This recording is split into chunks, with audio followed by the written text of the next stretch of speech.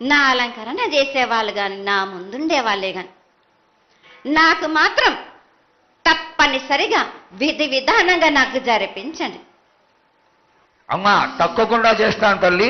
అదే విధంగా గ్రామ పెద్దలు, నగర పెద్దలు, కౌరులు, భక్తులు అందరూ నీకు ఎంతో ఘనంగా ఈ 3 సంవత్సరాల కంటే కూడా 100 రెట్లు ఎక్కువగా భక్తజన సందోహాన్ని ఆలయానికి వచ్చి ఎంతో గొప్పగా పూజలు చేశారు. ఈ పూజల యొక్క సంతోషాన్ని తెలియజేయ తల్లి. సంతోషంగా ఆనందంగా అందుకుని ఏటికొక్కసారేగా అందాం. బాలబాలికలు సంతోషంగా ఆనందంగా నాకు పూజలు అందించారు. నాకు వారి అందరినీ నేను వెంటుండే కాపాడే భారం నాది.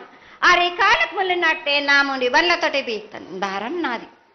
తప్పకుండా తల్లి. నా గ్రామ ప్రజలందరే గారు నన్ను కొలిచేవారు, నా కొల్లారి గారు నా కజల్లలందరూ కూడా సమానంగా చూసుకునే భారం నాకు.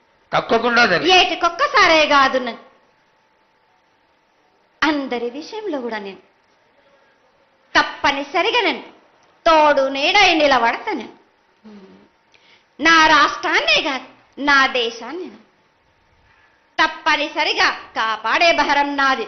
కానీ ఒక్కటి మాత్రం గుర్తించుకోండి, మీరు రాబోయే రోజుల్లో మహమ్మారి కూడా వెంటాడుతుంది. మీరు మాత్రం జాగ్రత్తగా ఉండండి. మీరు పాటించవలసినవి పాటించండి. అగ్ని ప్రమాదాలు కూడా జరుగుతాయి. వీటి గురించి కూడా తప్పనిసరిగా ముందే హెచ్చరిస్తున్నా నేను. తప్పకుండా తల్లి. అదే విధంగా పోయిన సంవత్సరం నువ్వు చెక్కినట్టుగా వర్షాలు చాలా చక్కగా కొడతాయి. కాడికొండలు సస్యవృద్ధి చాలా బాగుంటుంది అని తెలియజేశావు. ఈ సంవత్సరం రాబోయే సంవత్సరంలో ఎంత ఆనందంగా ఉంటుంది, ఆనందంగా ఉండడానికి నువ్వు ఏం ఆశీర్వదిస్తావు తల్లి? ఈ ఏడు వర్షాలు తప్పగా కురుస్తాయి. పాడి పంటలు కూడా సమృద్ధిలా ఉండే చూసే భారం నాది. మీరు మాత్రం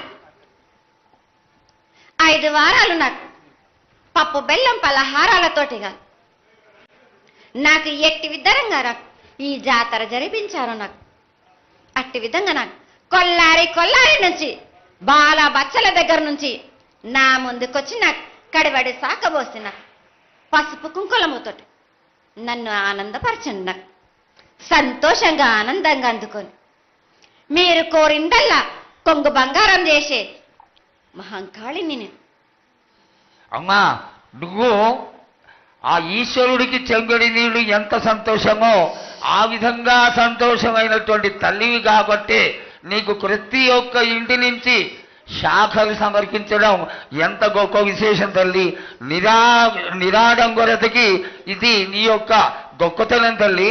నువ్వు కేవలం ఇంత తీయటి భోజనం పెట్టి ఒక చెంగుడు శాఖకు వస్తే ఆనందించి రోగాలని వ్యాధులని